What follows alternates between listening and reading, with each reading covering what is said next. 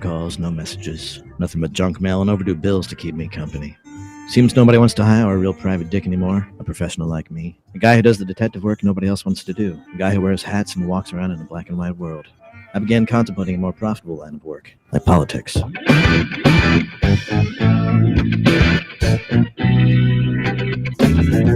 are the show you want to know. It's time to talk to you. All right, folks, good afternoon and welcome to the Tuesday edition of the Joe Mangiacotti Show here on AM 830 WCRN Radio Central. Let's not forget to do the housekeeping first. So that means you can join the conversation for the next hour at 508-871-7000. That's 508-871-7000. Our text line is up and running. That's easy to do. Text it like you would anybody at 617-297-8388. 617-297-8388 appears on the screen here in the studio in real time. We try to work it into the conversation. All right, we are streaming all over the place. The station does stream 24/7 to the TuneIn app, which means you can take the station anywhere in your device, right? Your tablet, your cell phone, your laptop, whatever, Chromebook. If you don't have that on it, it takes seconds to download the TuneIn app. Punch in WCRN. You're going to see our cool logo. Do me a favor, hit the like button so we know you're there. And then we're very, very easy to find. You can also tell Alexa, hey, Alexa, play WCRN. She'll do that. No questions asked. I'm streaming it as I am broadcasting from the Cameo studio. So that does mean the Cameo cam is on. And you can watch it on the station's Facebook page and YouTube channel, as well as my social media stuff, which is Joe Mangi Show, M-A-N-G-I, Joe Mangi Show. And that's, of course, Twitch TV, LinkedIn profile, X, Facebook, and Rumble. Tons of way to watch, tons of way to listen. The show is turned into a podcast, so you can subscribe wherever you get your podcasts, right? Google Play, iHeartRadio, Shopify, wherever the case may be. Today, back at HQ, find the board behind the glass. He'll get you set up and into the studio for two-way talk and conversation, so we can look forward to that. And again, text line 617-297-8388. I have this tendency, I want to talk about what's always in the news in the 2 minutes, before the show starts, but I have some stuff prepared because, this is interesting, my friends here, because the IRS has just handed us one more piece of evidence that common sense still exists, even if blue state politicians refuse to acknowledge it. People vote with their feet. Don't worry, we vote with our feet.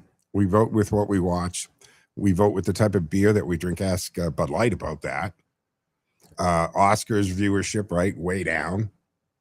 Disney movies that get away from telling great stories with great artistic ability, and instead they want to shove some kind of moral high ground message down our throat, and those movies cost 10 times to make what they end up making in the box office. Well, we vote with our feet too. And when people move, they don't just take the furniture in those golf clubs and that U-Haul with them when they pull out of the driveway and head off. You know what they take? They take their income, right? Not to mention the dining out taxes and stuff that the state's losing. But they take the tax base and all the ripple effects of the tax base, right? Every time you go out to eat, you're paying that. Every time you're buying something that's not food in that state, you're contributing to the sales tax in that state. And I'm pretty confident if I'm talking about a blue state, there's probably sales tax. They take their investment power with them. They take the very money that bloated blue state government depends on to keep that weird machine running. And that is the story. See, when you lay the latest IRS migration data over the 2024 election map, it's a fun thing to do. The picture is brutally simple. Red states gained income. Blue states lost it. Simple. I mean, the numbers break down like this. So states that went for Trump gained almost $40 billion, $38.9 billion. That's what the income is of people who moved to that state. And the states that voted for Harris in the 2024 election lost $42.5 billion. Think about that for a moment. In Massachusetts, in New York, right? New York is probably the biggest example of blue debauchery here. New York lost $10.5 billion in people's income.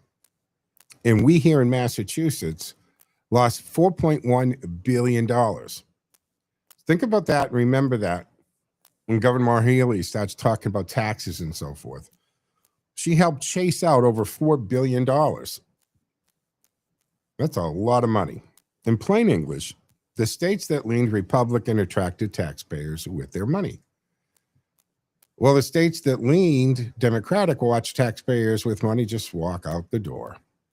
And this is not right-wing spin, guys. Knock that off. This is not talk radio rhetoric either. This is what the tax returns show. It's math. It's black and white. And nowhere is the hypocrisy more pathetic than, say, New York. Kathy Hochul, governor of one of the bluest and most overtaxed states in America, is now out there practically begging wealthy former New Yorkers to come back. Why? Because in her own words, the state's tax base has been eroded. Think about that. After years of high taxes, runaway spending, suffocating regulation, softness on disorder, and open hostility to productive people, she is finally admitting the obvious. When you treat success like a crime, successful people will leave. It's not that hard. I mean, didn't Cuomo offer to buy drinks or something if you get some stupid thing like that? And what makes Hochul's performance so ridiculous is that this is the same political culture that spent years telling conservatives and taxpayers, if you don't like it, leave. In 2022, she actually said that in a speech at a rally.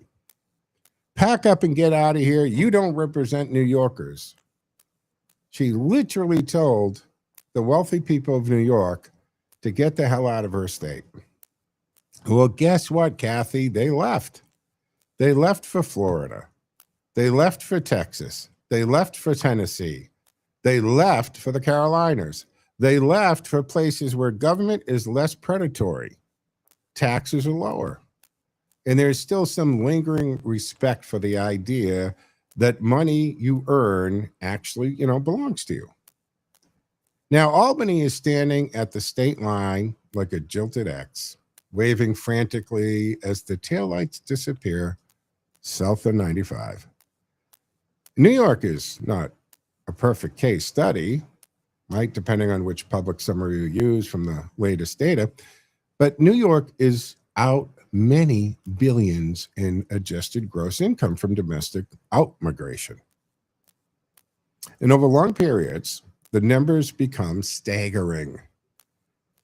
Even New York-focused tax and policy groups have been warning for years the state is bleeding taxpayers and income to lower tax states. Massachusetts is another warning sign, right? The Boston Globe reported the latest IRS data shows that Massachusetts again lost $4.2 billion. I think I said one in adjusted gross income. That's a lot. Nearly 30,000 more people left Massachusetts than came in. So no, it wasn't. It's a lot of money, $4.2 billion. It's not $100 billion. It's not $200 billion.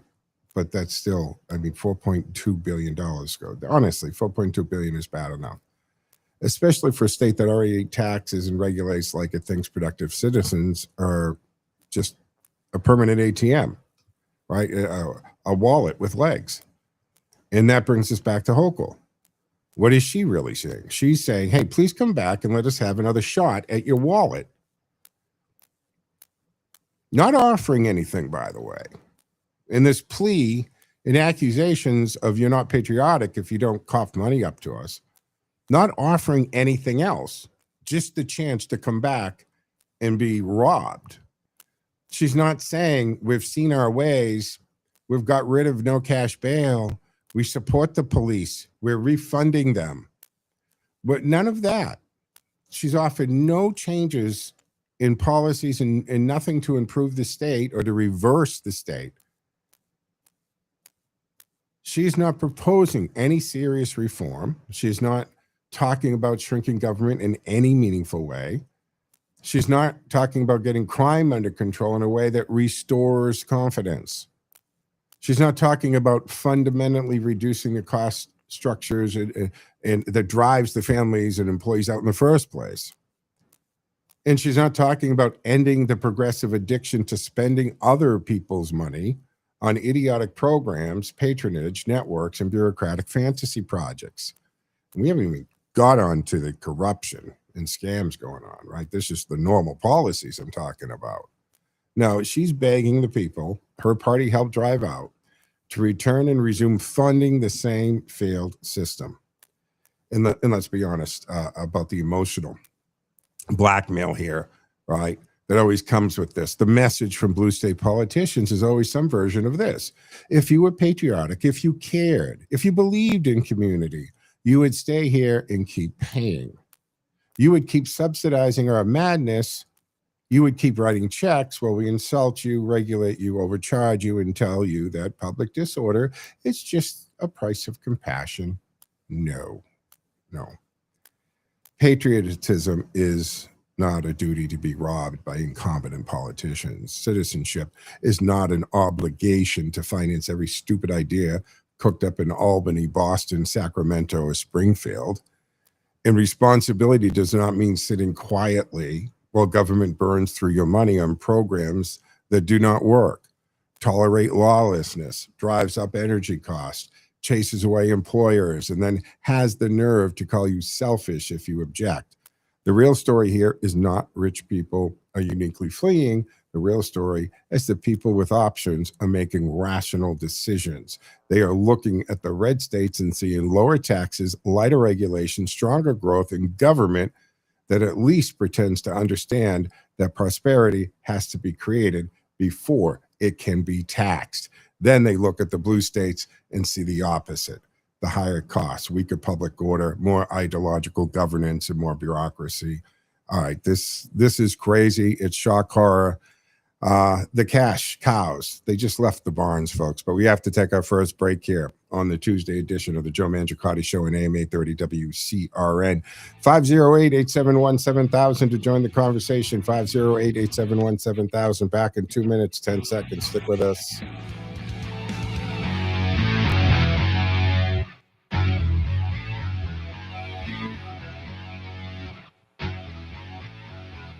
Are you concerned about the future of health freedom in Massachusetts? Join us for the People's Health and Freedom Forum, a powerful one-day event bringing together leading voices in health, education, and personal freedom. On Saturday, April 18th from 9 a.m. to 7 p.m. in Oxford, Massachusetts, you'll hear from experts including pediatrician Dr. Larry Pilevsky, analyst John Bodwin Sr., and other physicians, educators, and advocates working to restore integrity and choice in medical decision-making. You'll learn how to find healthcare practitioners aligned with your values, navigate mandates and exemptions, understand concerns surrounding COVID and mRNA policy, and explore alternative K-12 education options and EMF safety strategies. Your ticket includes a full day of speakers, lunch, and a happy hour to connect with others who care about health freedom. This event is hosted by Health Rights MA Advocacy and proudly sponsored by WCRN Radio. To stand with us as sponsors, email hello@healthrightsma.org. To get tickets, visit healthrightsma.org. Educate, organize, unite for freedom. If you've ever worried about a parent or a loved one eating well, here's a simple solution. Heart to Home Meals delivers great tasting, ready-to-eat frozen meals made with seniors in mind. With over 150 choices, it's easy to find meals that fit different tastes and dietary needs. There's no subscription and no minimum order. And delivery is always free. Heart to Home Meals, a smart, comforting way to make sure good food is always close by. HeartToHomeMeals.com. WCRN Radio is thrilled to bring back a legendary voice, and now you can help tell the stories. Paul Harvey captivated millions with his unique style and unmistakable voice. By sponsoring the rest of the story, your brand can become a part of this rich tradition, and it links your business with a program that people love and trust. So don't miss this unique opportunity to grow your business while becoming part of something truly special. For sponsorship details, just go to WCRNradio.com.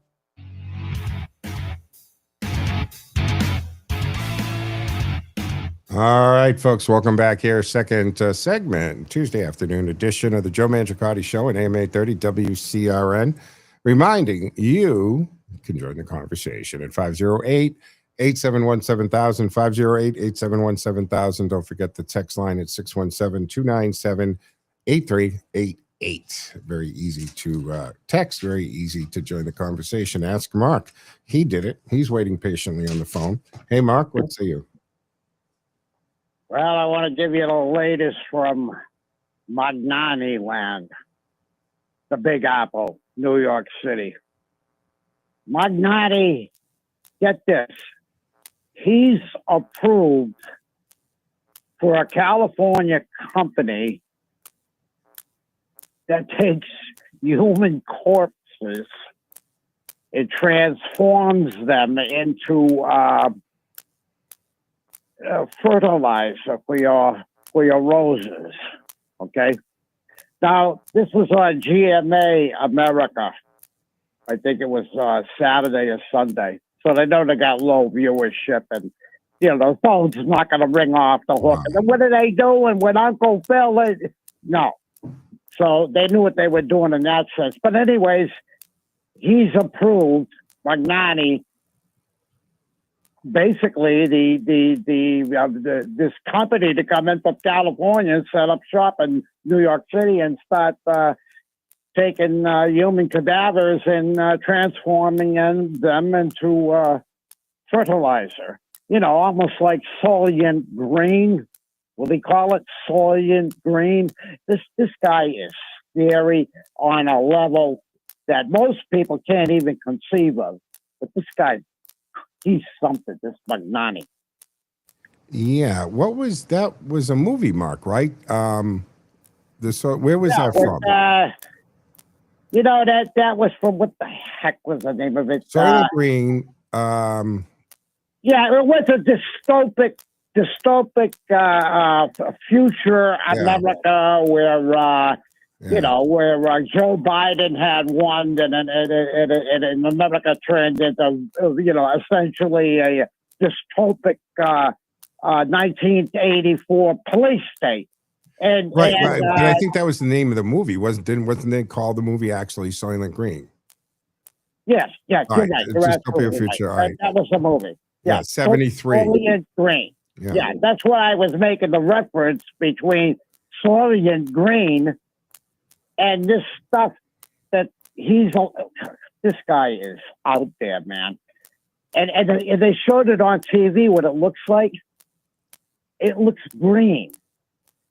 Like, you ever see when they, especially on a new build, right? Where a new house is being built. Yeah. And they spray that green stuff all over the place. Oh, on the lawn, yeah, to grow the grass, sure. On the lawn, yeah. When they're reseeding the lawn, they spray this stuff. And it's got the seed and the nutrients into it, but it's all got this light green color. You know the stuff I'm talking about? Absolutely. I've seen that stuff sprayed on cement, and it's grown on the cement for a while. I mean, it'll die eventually. But But that's what he's the mayor, the new mayor there, Magnani. He said, you guys can come in from California and set up shop in the Big Apple. And where are they getting the bodies from? That's the thing. Like, so are people saying, instead of cremating me or burying me, do this to me? Put him in a fertilizer and put Uncle Joe when he dies. They're gonna have these guys pick him up, and then they send him a bag of fertilizer and they sprinkle on to Uncle Joe on the rose bushes. That's what he's talking about. So if you start doing this, it's gonna get into our food supply. Basically, eventually. Well, I mean, everything else is in your food supply. That's true, too. Different. Yeah. That's another carcinogen in your food supply. But he's like, but this guy here, man, he bears watching, and you ought to thank your lucky stars you don't live in New York City. Oh my goodness! With this guy at the helm. Mark, I used to say all the time, I love visiting New York, and I did. I just wouldn't want to live there because it's so expensive, it's noisy, it's crowded, all that. But it's fun to go there once in a while. I don't even think that anymore because I do still have to go down there. Did you ever go down there? I don't know how old you are. Like around the time of the early 70s. No, like that's the a little before my time. Yeah. Well, let me tell you, Times Square at that time, early 70s. You saw the movie Taxi? Mm-hmm. Yeah, that's what it was like. It was like New Jack City.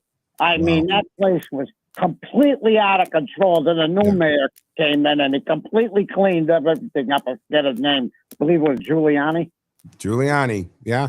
With the broken windows theory and all of that, and totally turned the city around. I mean, remember, that's when they made that movie Escape from New York, because New York was such a cesspool with crime. The futuristic idea was, someday we're just going to build a wall around it and make it a prison. Who was a kid in that movie? What was his name? Kurt Douglas. Kurt Douglas's kid. Yeah. Jeff, what was his name? Jeff? Come on, I know somebody's going to know this. Escape from New York. Is it Douglas? Yeah, I know. Michael Douglas? Is it Michael Douglas? No, that's not making. Kurt Russell. Kurt Russell. Kurt Russell. That's right. Yeah. That was a.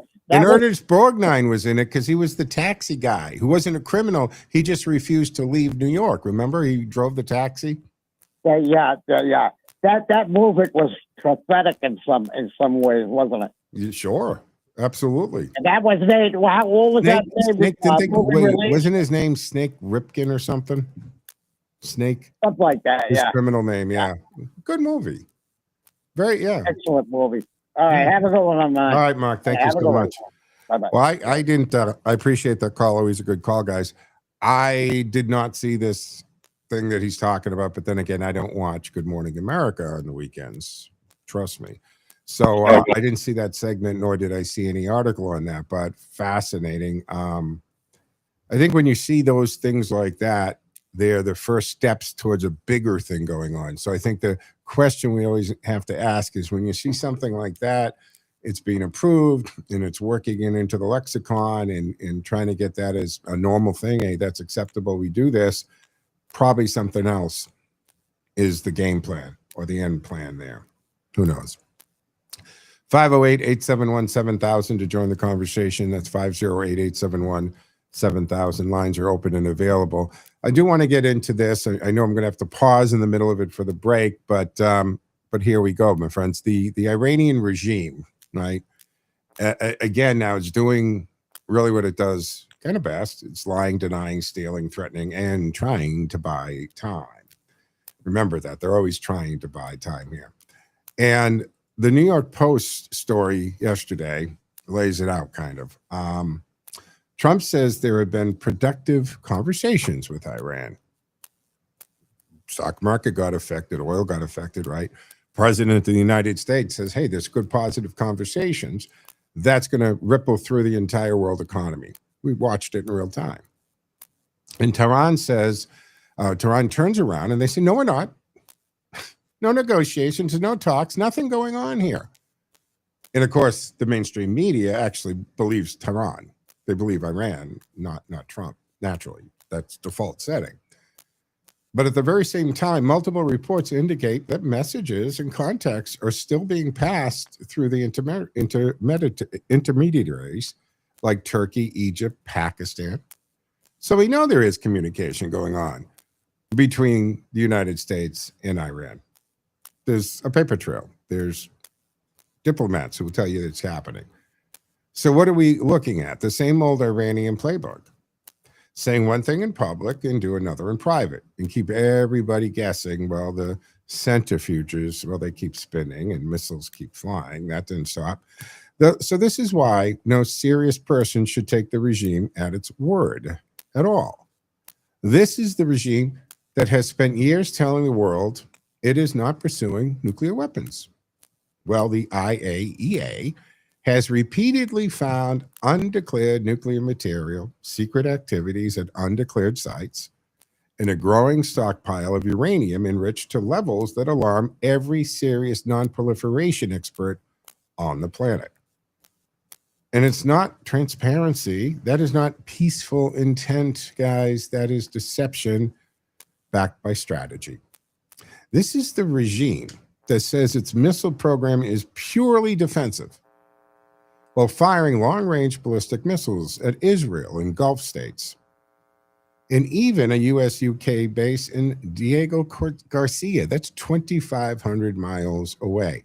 And that's going to be important in a minute if you don't already know why that's important. But think about that.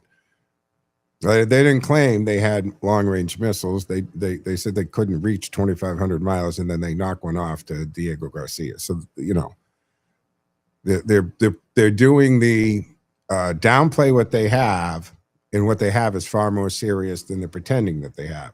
So when they say they do not have the range or do not seek broader strike capacity, look at what they are doing, not what they're saying, right?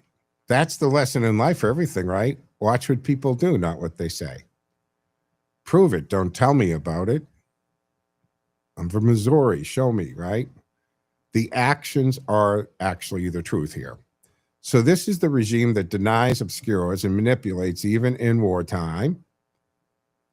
In one day, they deny negotiations. On another, they acknowledge messages through intermediaries. On one day, they posture for domestic audiences. On the next, they let foreign mediators carry signals to Washington. They want the battlefield advantage of aggression and the diplomatic advantage of plausible deniability all at the same time. And let's be clear about the bigger lesson. Iran lies because lying has worked for them. It worked while the West chased fantasy diplomacy. It worked while inspectors were stonewalled. It worked while sanction reliefs were debated, and it worked while useful idiots in the media and foreign policy establishments insisted that the regime could be trusted if only it were more understanding, more flexible, just more patient. Yeah? Patient with what? With a regime that arms proxies and bankrolls terror, lies about its nuclear activity, lies about its intentions, and then demands the world treat it like an honest broker. No, the regime in Tehran is not misunderstood. It is understood perfectly well. It is a revolutionary regime that sees deceit as a tool of statecraft. But we have to take our mid-show break here. We'll continue with that conversation on the other side. 508-871-7000. Enjoy the conversation. Back in 2 minutes, 10 seconds, guys.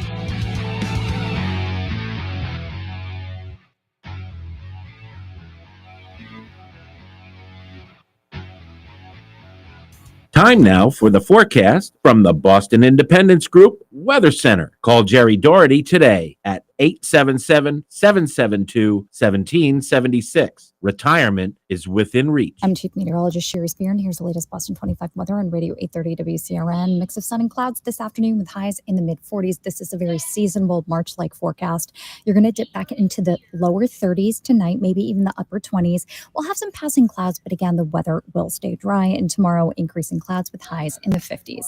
I'm Chief Meteorologist Sherry Spear, and you can hear Boston 25 live for the morning drive weekdays on AM 830 WCRN.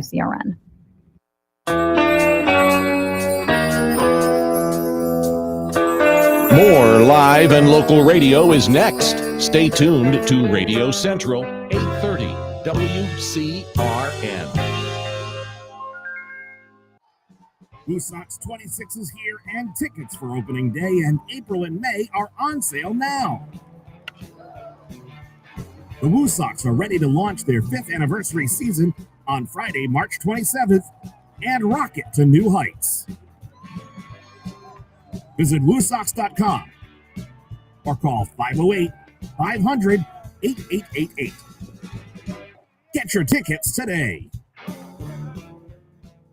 The best Italian cuisine served by some of the nicest folks you'll ever meet is at Ziti's Italian Trattoria. It's fine Italian cooking at the Speedway Shopping Center, 290 Turnpike Road in Westboro. It's like sitting down with your family for an authentic home-cooked Italian meal. From intimate dinners to catering for events of all sizes. From pizzas and calzones to classic Italian dinners. Every meal at Ziti's is one you'll remember. Head on down to Ziti's, 290 Turnpike Road in Westboro.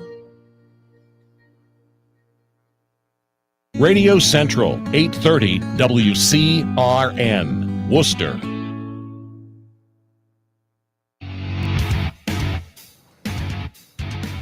All right, folks, welcome back here to the second half of the Tuesday edition of the Joe Mangiacotti Show on AM 830 WCRN. I'm Joe Mangiacotti, obviously, and you can join the conversation at 508-871-7000. 508-871-7000. Hey, the text line up and running. You're welcome to do that. You text it. Appears on the screen here in the studio in real time, 617-297-8388, 617-297-8388. And don't forget, this show does get turned into a podcast, and you can subscribe wherever you subscribe for your podcasts. This weekend, Mike Wade, by the way, will be out on Saturday. Tom Donaldson will be filling in for Mike Wade from 8 to 10, and Conrad will take it 10 to 11.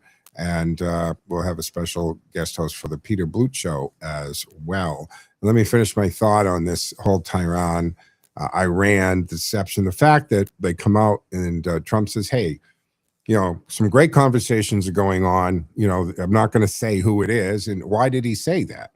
If I publicly sit here and say great conversations and so, obviously someone that our intelligence agencies have determined has enough juice for us to listen to.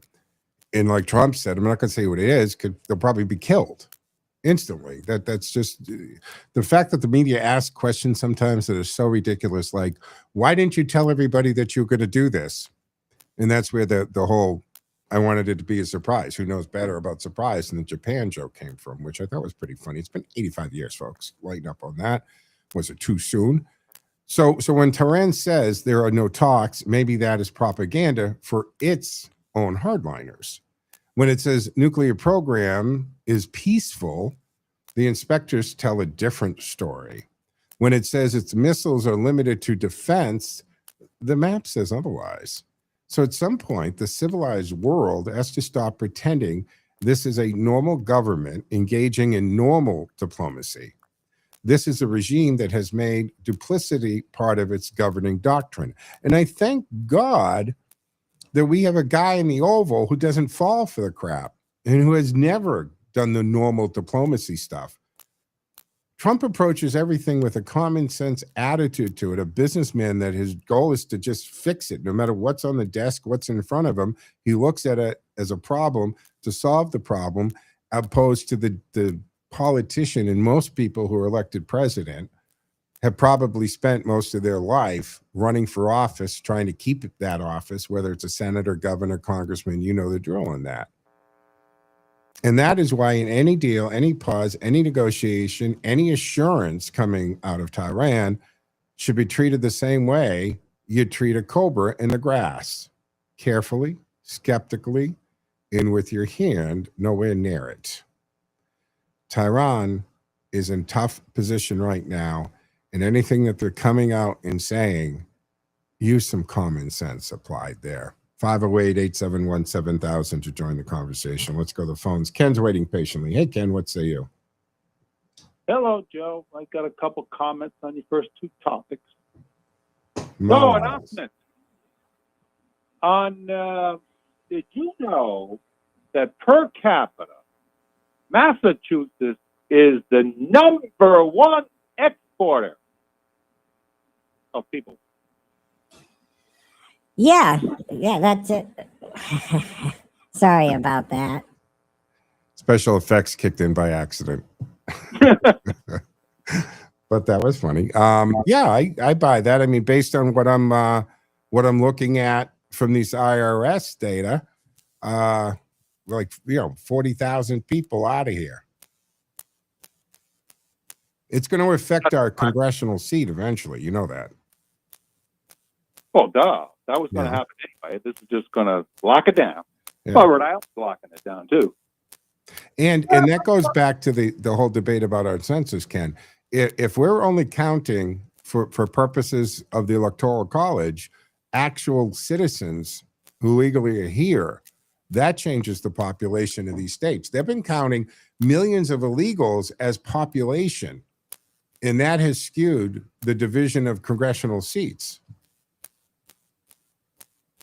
That's why you, the taxpayers, are paying for the illegals that are probably criminals to boot. They're not, they're really bad criminals. You got to have more of them. Absolutely. If the voters aren't going to do anything about it, you get what you voted for. Unfortunately, that's true. And I'm trying to remember who was it Ben Franklin who said we get the government we deserve? Yep. It was one of the founding fathers. Yeah. Yeah, and we got ourselves a republic if we can hold on to it. If you can keep it. If you can keep it, yeah. Yeah. It's scary. Why is that? I guess it has to come to voter turnout, right? Because every time the Maura Healeys in the mayor of Boston and all the Markey and all these people get elected in and then stay there, and like Elizabeth Warren, to me she came out of nowhere. I mean, before she came out to run, what was she? A professor. Joe. Yes. She came out of Harvard. Harvard. That's my point. So here's the thing, and I'm not advocating forced voting, but if we had like 90% voter turnout, it would petrify in this state the Democrats, but every incumbent, because when you have the low voter turnout people, you can almost pinpoint, the results, because based on history of voting records, who goes out to vote. You can tell who goes out to vote only in presidential elections, who goes out to vote in midterms, who goes out to vote in the selectmen or, aldermen or whatever you call it in your city. That helps people really narrow down. I took the campaign class. It's a marketing thing. And when you start to get high voter turnout, you can't predict, because you don't know what the people who you don't have their voting history, you don't know how they vote. That scares them. If we had 70-80% voter turnout here, my feeling is we would have a Republican in the congressional delegation. We would have more Republicans in the state legislature if we had higher voter turnout, because that means the undecided, first, more Republicans would come out, but also the undecided, right? The unenrolled people would come out more. And a lot of the people in that group tend to vote with common sense and policies that make sense. Sorry to pierce your bubble, but name the last year that of the 9 congressional districts in Massachusetts, I believe that's the number. And it used to be bigger. I remember the time when I was 12, when I was a kid. But name the last year that the margin of victory was less than 10 points. I'd have to research. I have no idea, right? Probably at least 20 years ago. Yeah. So Cedar was last there 30 years. I get what you're saying, but I still maintain if everybody who was registered to vote went out to vote, it would be a drastically different political landscape. I'm going to stand by that. But look at the immediate, Joe. Have you made contact with Mike Minogue? Mike who? I'm talking a Republican governor candidate who's the best I've ever heard. Okay. Does he have a primary? Is there a Republican primary for governor? There's 3. Yes. There's a fake. He didn't vote for Trump. There's pretty good, and I think you've interviewed him short sleeve. Somebody on station interviewed him. And then there's Minogue, who, when you hear him, you go like, where's he been? Come on. We got to get this guy in the corner office. It's only been a governor. He's been competitive. Right. You gotta look at it.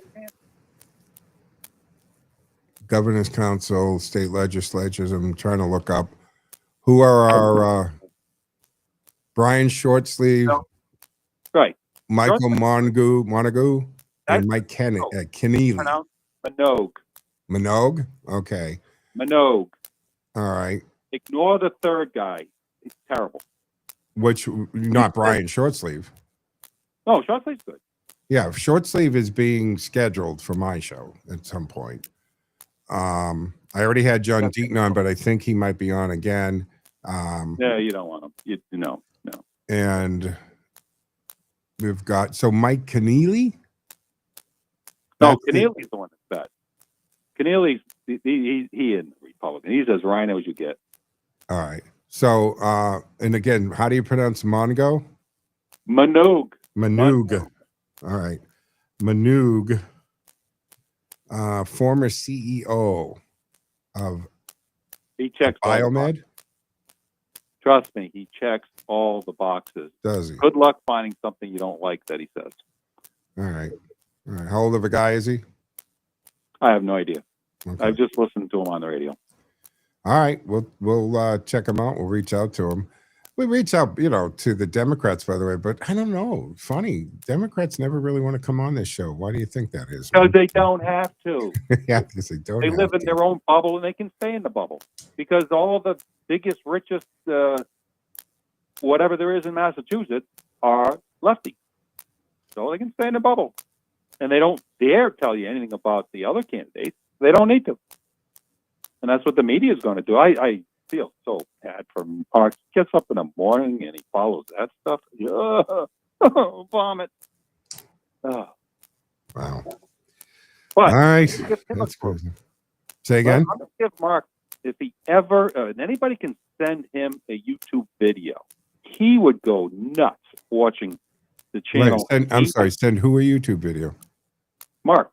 If anybody has a contact and he's able to just get on the internet, there's this channel, Navy Decoded. It is spectacular covering what's going on in the Gulf. It's called Navy Decoded? Navy Decoded. You'll learn more in 5 minutes than you know now. Is it a naval veteran or something? Navy Decoded? Probably. Yeah. All right. I'll check that out. And then there's Business Basics and the Military Show. And I'll throw in the Geo Network, too. Paul Warburg is another great one. Oh, man, I just love just getting up in the morning watching this stuff. How do you have the time? I do a little bit of everything all the time. It's hard. All right, man. Get up at 4 in the morning, Joe. That's how you make time. Get up at 4. Say that again. How do you do it? Get up at 4 in the morning.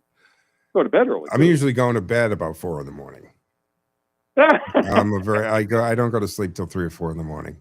I only sleep 3 or 4 hours. Yeah.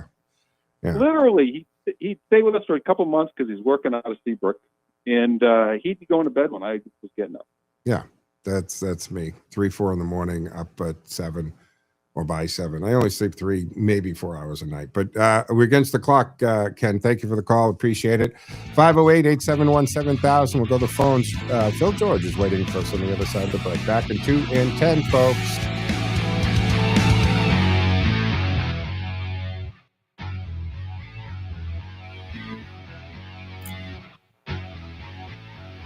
WCRN, where the left and the right meet in the middle. Whether you lean left, lean right, or just want to stay informed, WCRN has you covered with diverse voices, lively debates, and thought-provoking discussions. You'll hear it all right here. Radio Central. Boston, are you ready for a show that's unique and different? Blind and Beyond Radio Show is the only commercial radio show in the world for the visually impaired and the blind community. We are the bridge between the blind community and the sighted community. This show is sponsored by Carroll Center for the Blind in Newton, Mass. Fun, informative, educational, with trivia prizes every Sunday night. Blind and Beyond Radio Show every Sunday night, 7 to 9 p.m. on WCRN, 8:30 a.m. This is Jerry Doherty, host of Making Money Last, right here on WCRN. Like all business owners, I'm interested in why people choose to work with Boston Independence Group. So I asked my clients. The most common response, Jerry does not try to be all things to all people. Boston Independence Group is specialized, focused solely on retirement planning. My customers enjoy the difference. We do one thing, and we do it exceptionally well. Help other people live better in retirement. That's it. If you're ready to retire or making plans to retire, we can do for you what we've done for hundreds of other retirees throughout New England. Live better in retirement. Just give me a call. I'll show you how. My toll-free number is 877-772-1776. Again, that number is 877-772-1776. And you can visit us on the web at bostonindependencegroup.com. bostonindependencegroup.com. Bad decisions limit future options. Stop adversity from becoming stress. Listen to The Float Line with host Rick Hughes, Sundays at 9 a.m. on AM 830 WCRN for inspiration, education, all without manipulation. The Float Line, Sundays at 9 a.m.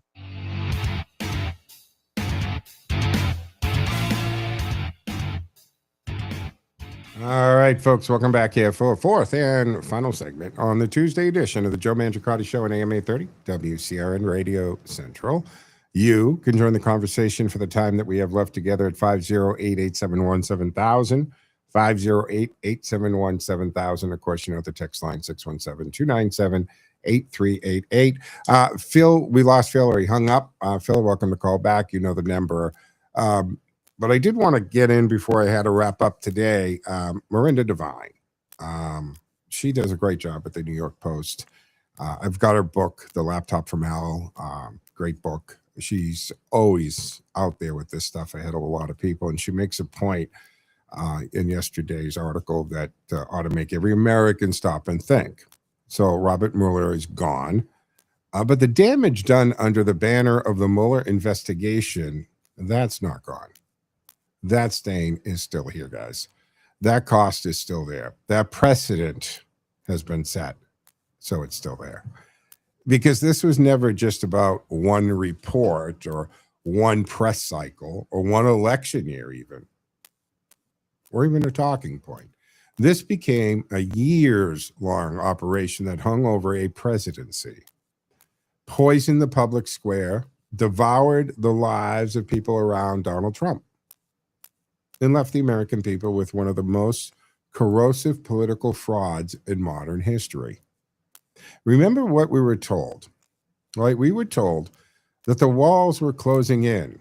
We were told collusion was practically proven. We were told Trump was compromised, that Russia had infiltrated the White House, and that the Republic itself was under foreign control. Think back about Chuck Schumer going out there in front of the podium and saying all this stuff and doing that made-up Godfather type thing. He was never held to account for that. And it's bad.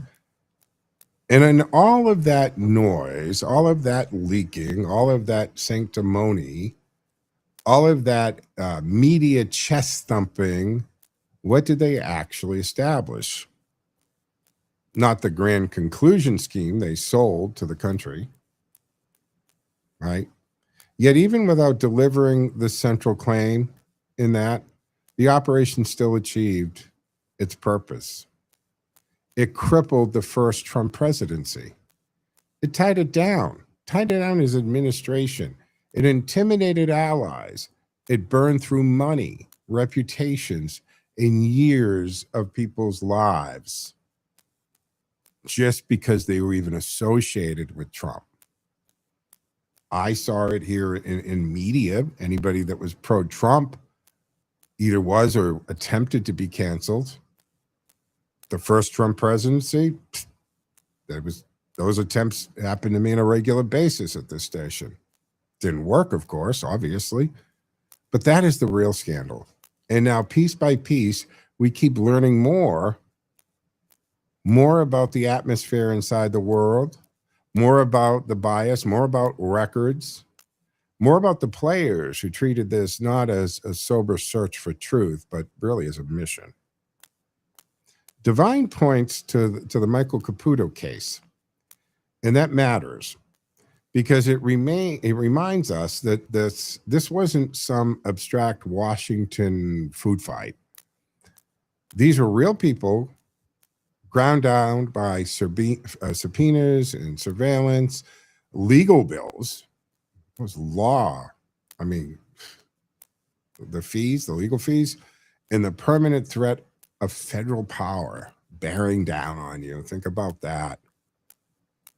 And they were doing this to very wealthy and powerful people. What chance would we have, guys, if they turn their attention on us? Then you look at the Grassley letter and the allegations involving FBI agent Walter Gardena. Again, allegations are not convictions. And that distinction does matter. But the allegations themselves are explosive on their own. Anti-Trump bias, involvement across major Trump-related cases, questions about hidden records, questions about conduct that deserves absolute full scrutiny.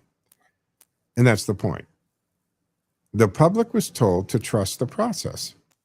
But what happens when the process itself is actually corrupted? What happens when trust the institutions becomes a shield for political abuse? That is why this story still matters. Not because it relitigates cold cable news fights or anything like that, but because it cuts right to the heart of whether the federal government can be weaponized against political opponents, and then simply move on with no real accountability, no consequences, nobody answering for those actions. If there is one lesson here, it is this. A failed allegation can still do its job if the objective was never justice, but damage. And Russiagate, or Russiagate, I should say, did damage, enormous damage, to Donald Trump, to his allies, to faith in law enforcement, to faith in intelligence agencies, to the faith in the idea that we still have one standard of justice in America. I was going to say, if you took a poll, but we've taken the polls. Confidence in the the FBI before Patel was so low. The confidence that we had one set of justice, one justice system for everybody, almost non-existence. Everybody believes it's a two-tier justice system. That is the rot Miranda Devine is talking about in that article. And if the country doesn't fully confront it, it will happen again. So in her March 23rd, or yesterday, or 23rd article or column, argues that Mueller's probe's real legacy was not proof of Trump-Russia collusion, but institutional abuse, political bias, and years of damage to Trump, his allies in the country. And she framed Robert Mueller's death as a moment to revisit not his reputation, but the wreckage left behind by the investigation that carried his name. Her piece leans in two main pillars. First, the Caputo account in recent the interview with Catherine Herridge, where she described prolonged FBI scrutiny, subpoenas, and legal pressure. That, in his telling, extended long after the original collusion narrative had collapsed. And second, the new allegations highlighted by Chuck Grassley involving former FBI Special Agent Gardina, whom Grassley said played significant roles in multiple Trump-related matters, including Mueller-related work, and against whom whistleblowers raised allegations of anti-Trump bias, misconduct, and possible records issues. 508-871-7000 to join the conversation. That's 508-871-7000.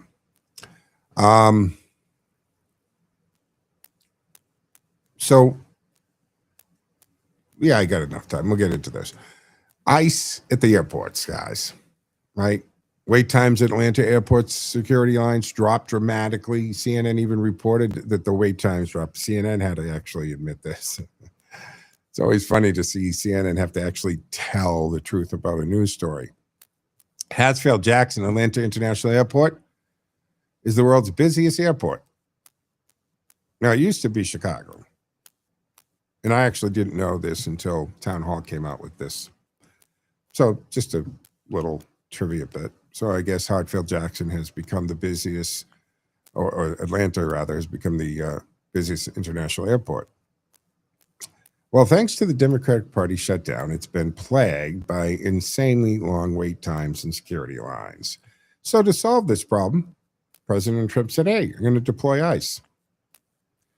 I heard him ask that the other day when he was taking all those questions about that. And one of the reporters asked, whose idea was this? So it was my idea. Thought about it. I called Tom Homan and I said, hey, what do you think of this? And Tom Homan said, yeah, pretty good idea. And for those of you, I know the majority of people who listen to this show are pretty up on this stuff, and they understand that both ICE and TSA actually are the same agencies. They work under the same agency and the same umbrella. And sending people who work under the same umbrella and so forth, it's done a lot. You'll see marshals, right? U.S. Marshals who typically, they do witness protection. They also track down fugitives.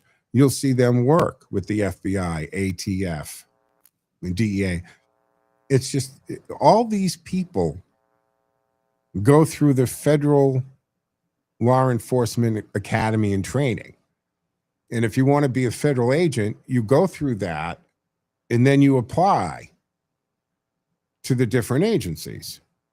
So you might get accepted to the FBI or DEA or ICE or just Homeland Security, and Homeland Security decides to put you. You might even end up at NCIS. So when they come out and they're not trained for this. All federal agents have the same basic training.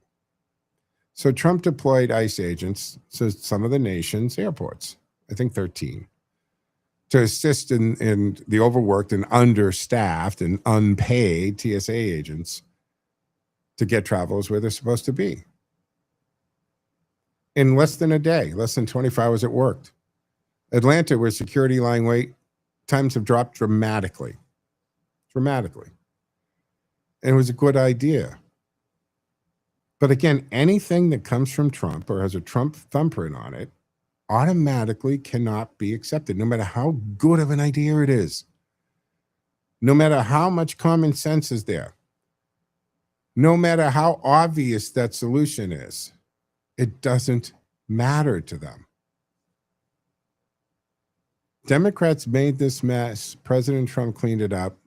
And thanks to the ICE agents, Democrats despise.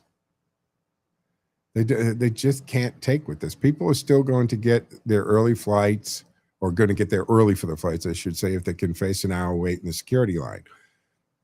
A lot of people are missing their flights. Sorry. Unfortunately, it works that way. Again, I just looked at the clock. Wow, that went fast, guys. We're up here. We're going to be wrapping up here the Tuesday edition of the Joe Mangiacotti Show on AM 830 WCRN. Don't forget to follow me on social media, Joe Mangi Show. Check out my website, joemangishow.com, for posts that I do outside of the show. And of course, you can follow this as a podcast wherever you get your podcasts, Google Play, iHeartRadio, Spotify, wherever it is. Back tomorrow afternoon at 1 o'clock, guys. But that'll wrap it up for me. Joe, out.